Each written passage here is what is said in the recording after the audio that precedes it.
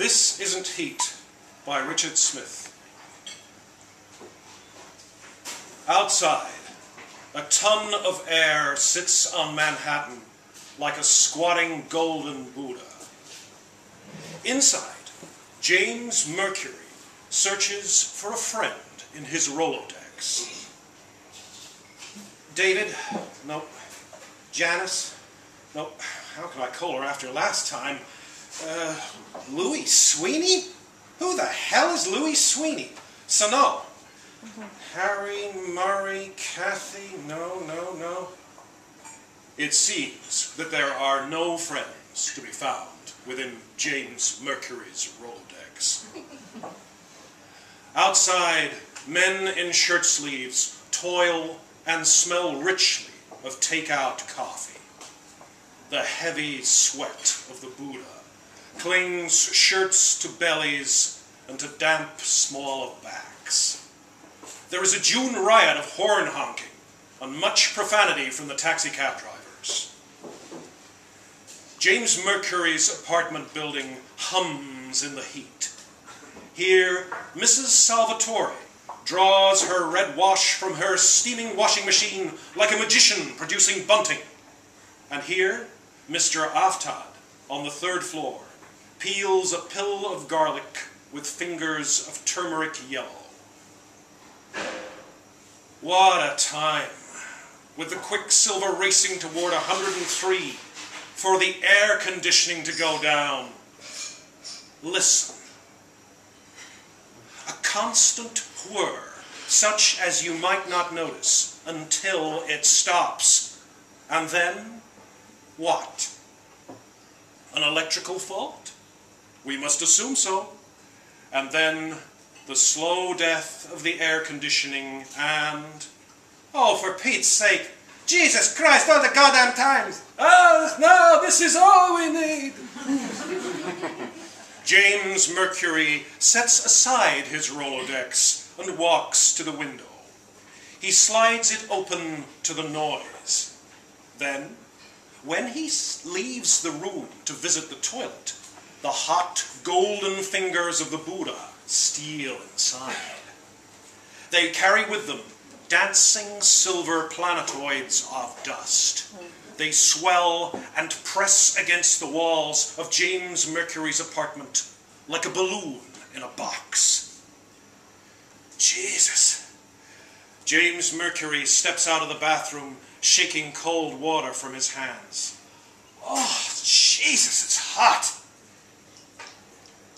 Walking once again to the window, he rests his hands on the sill and ducks out his head. Even up here on the 5th floor, there is no cool breeze. James feels the hot weight of the ton of air and sees the smile on the face of the Buddha. Jesus, he says again. What are you trying to do, kill me? He hears the voice of the Buddha over the yappy traffic. The Buddha has a big voice. No, James, always you complain. And where does it get you? It gets you only a headache.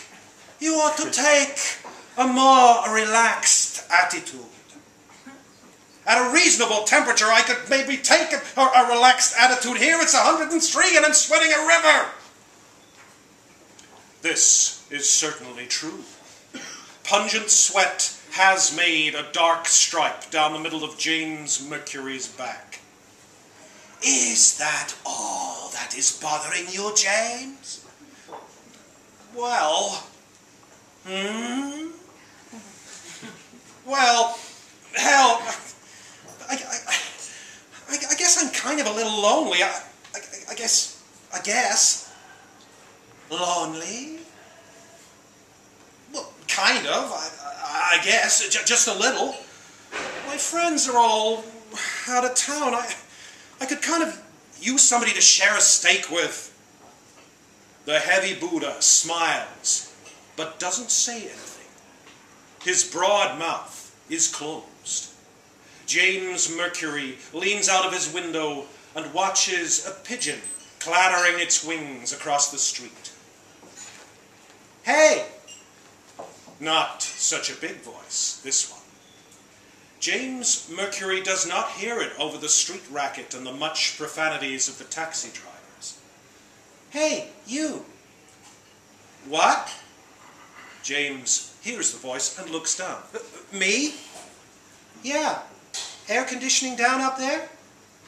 This is Sita, whose father is Mr. Aftad, who chops chicken with a cleaver, leaning out of the window. Yeah. Damn it. James has seen Sita go in and out of the building once or twice. She has long black hair. It's hell down here, she says. Hell up here too. He grins. Quite a time for it to happen. I won't sleep a moment tonight. It's going to be a rough one, sure enough. Sita ducks back inside and closes the window, but she leaves a smile that lingers on the golden skin of the Buddha as James Mercury watches. You keep out of my affairs, James Mercury says. Mr. Aftad says, who was that you were talking to? As he heats oil in a pan. A guy on the 5th floor. Air conditioning's down up there too. I swear this heat will make me drop like a horse at any minute. This isn't heat. You don't know anything about heat. Sita collapses into a chair. The guy on the 5th floor knows. His face was as red as a tomato. Ha! James Mercury is out on the street now, having emerged from a cool, smelly delicatessen with a cold beef sandwich. On the sidewalk, it is as hot, if not hotter, than James's apartment. He looks upward as he passes beneath the apartment, on the 3rd floor, in which Mr. Aftad still waits for his oil to heat. What harm can it do? Says James Mercury. He says it again. What harm could it do? Are you talking to me? Asks the Buddha. Sure, what harm could it do? No harm that I can imagine, James. Yeah, sure, but you stay out of my affairs. James Mercury knocks on the door of Mr. Aftad's apartment and hopes that Sita answers.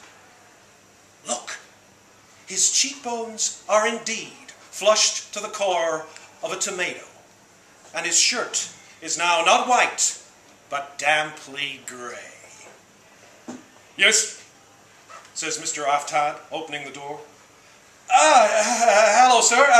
My name is James Mercury. I live in an apartment 2 floors up. I thought, well, we don't get much chance to meet our neighbours, so You were the guy Sita was talking to just now?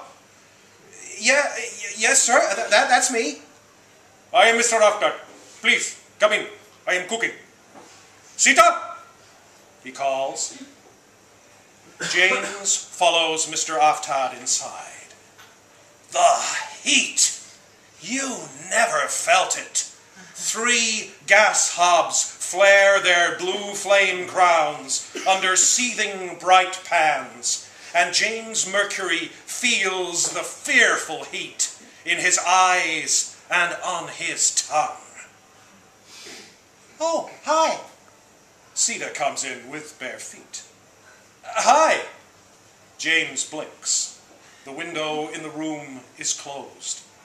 I just thought I'd pop by and say hi. We don't get much chance to meet our neighbours, and Great. Want a Coke? Sure. James is standing in the middle of the room with his hands in the pockets of his trousers. Sure is hot. Yeah, it's murder. Sita hands him a fizzing bottle, and the cold foam runs over James Mercury's hand. The heat. Air made out of boiling oil. James stands and sweats. as hot, if not hotter, than the core of Earth. Sita watches James Mercury as if he were a burnished red curiosity. Well, Sita says. Sure, says James Mercury. Like a pat of butter, he will melt and pool on the carpet. Are you okay? Asks Sita after a silence. James Mercury musters resolution and walks to the window. Sure is hard, he says, because he can think of nothing else, and flings open the window. Well, I don't think that will help very much, says Sita. The Buddha cannot resist. The room full of cardamom, cumin, tamarind, this he cannot resist. First come his fingers, jeweled with dust motes, tasting like a fat tongue. Then the weight of the golden Buddha is in the room, impossible as a gin in a lamp. Oh, James, how could you lock me out, even for a minute? The Buddha swims in the spicy heat. Oh, the savor, oh, the flavor, cardamom, cumin, tamarind. He whirls over the bright pans in a delight of steam and swelter, and ginger, and carom seed, and the long pepper, and... what is that? Oh, I do not know, but oh, it is fine.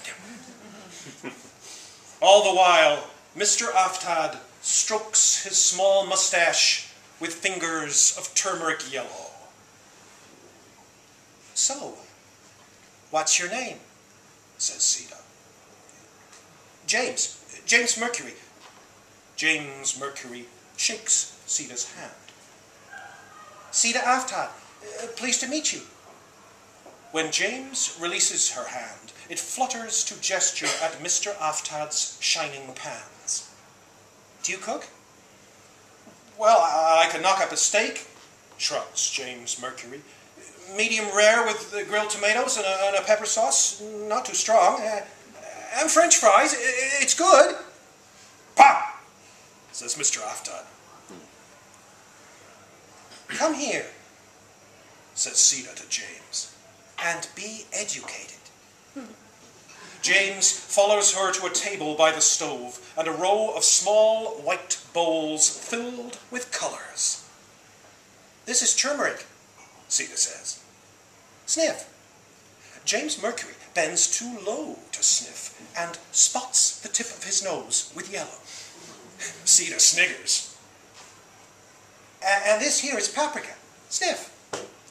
For the sake of his dignity, James samples the paprika with a fingertip. Sita laughs, and taking a fingertip of the paprika herself, spots James Mercury's chin with red. Hey! Sorry, but now you look great. Honestly. James Mercury retaliates with a spot of cinnamon on Sita's cheek. And all the while, Mr. Aftad smooths his mustache with a smirk on his face. And all the while, the Buddha flies around the room. James, a most delicious heat. Oh, what do you know of the steam of the basmati and the marvellous burning of the red Hindpur chili? James and Sita are spotted with spice. What a mess you have made of my bowls, says Mr. Aftad. What a delight of paprika. What a splendor of coriander. Listen, says Sita to James. There's a new juice bar downstairs, just around the corner. Want to go get a cold drink? Sure, says James Mercury. Look. James Mercury kisses Sita goodnight when they return from the juice bar. Taste the soft, sweet flavor of cinnamon lingering on her cheek. A ton of air still sits on Manhattan like a squatting golden Buddha. The gremlin has been poked out of the air conditioning by a janitor's broom handle. James Mercury leans on his sill, and it is early evening. "So," he says, "I know how this game works. You do something for me, even if I ask you to stay out of my affairs, but I'm going to let that go. So I have to do something for you. What's to pay?" But the sky is turning to a bluebell shade, and the lights are coming up. On the street, the drivers of taxicabs honk their horns. Blazing neon signs strike up the hum of an electric city, and the wide mouth of the golden Buddha remains closed, and he is silent.